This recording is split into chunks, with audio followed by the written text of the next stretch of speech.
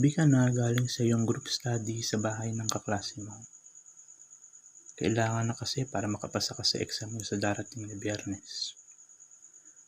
Tinignan mo ang iyong relo. 10:00 na pala. Maaga pa naman, sabi mo.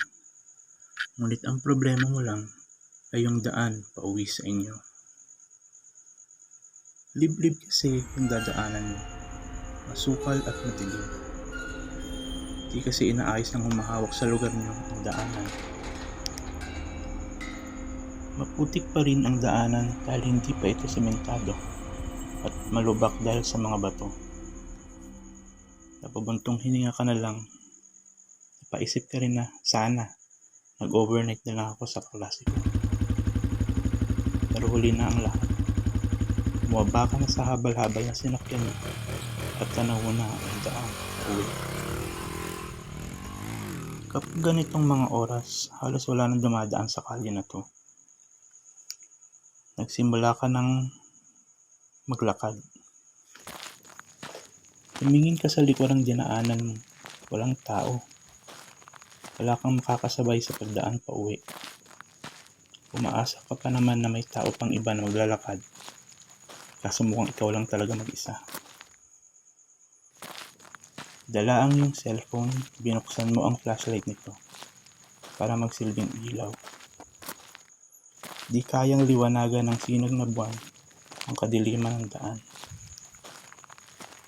Napapalibutan ito ng mga puno, malalaking puno sa magkabilang gilid.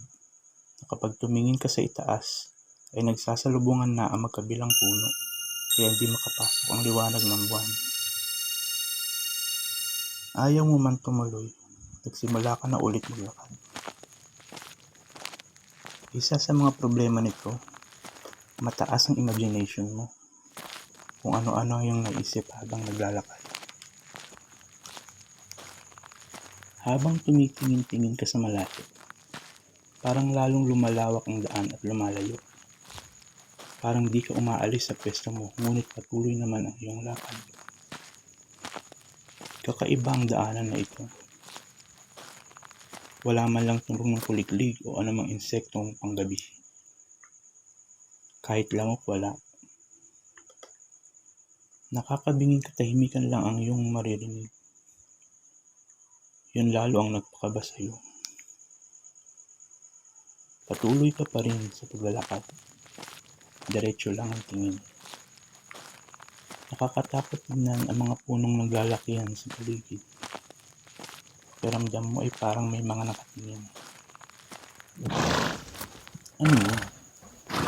Napatingin ka sa likuran. Wala namang nandun kundi madilim na daan lamang. Biglang lumamig at parang tumaas ang iyong balahibo. Umabot to hanggang batok mo. Naglakad ka ulit. Sabi mo, ang lamig naman talaga. Kaya siguro ako kinalabutan. Humigpit ang hawak mo sa handle ng iyong bag. Medyo binilisan mo na ang lakad para mabilis ka makauwi. Bakit ba naman kasi dito pa ako dadaanin? Ang daanan na ito sa gubat pa bago makapunta sa barangay, papunta sa amin. Inis na, iniisip mo sa iyong sarili. Bigla na lang nawala yung flashlight ng cellphone mo. Lobat na pala to. Bakit ngayon pa? Bakit ngayon pa nalobat? Wala pa ako sa kalahati ng daan pa uwi. Huminto ka at binuksan mo ang iyong bag. Naghanap ka ng power bank, baka nadala mo. Saan galing yun? Wala ka namang nakitang kabayo sa paligid. Hindi mo na hinanap ang power bank mo. Tumakbo ka na papalayo sa tunog. Takbo ng mabilis, kahit malubak ang daan. Halos lumipad ka na sa tako. Huwag lang madapa sa may mga bato at lubak na lupa. Tumakbo rin ang nilalang na nanalig na kanina. Halos papalapit na sa'yo. Hindi ka na lumingon. Pinilasan mo ang pagtakbo. Rinig na rinig mo naman ang kabayo hindi mo nakita. Tuloy lang sa takbo hanggang sa makita mo na ang sapa. Wala nang puno doon. Palayan na ang pagtawid. Biglang may humila ng bag mo sa likuran. Pero syempre nanglaban ka. Dahilan upang ika'y madapa. Napaluhod ka sa sapa. Ngunit tumayo ka kaagad at muling tumakbo. Kababaw lang naman ang sapa na iyong dinadaanan na basa lang ang sapatos mo. Rinig na rinig mo ang di mo nakikitang nilalang habang tumatawid ka sa sapa. Naramdaman mo na huminto na ito paghabol, ngunit naramdam mo pa rin na ito'y nakatingin sa'yo.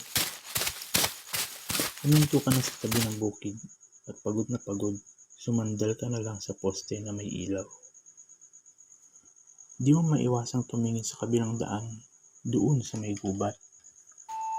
Hinahanap ng paningin mo ang umabol sa'yo. Ngunit madilim na ang daan at malaking puno na lang ang nakikita mo.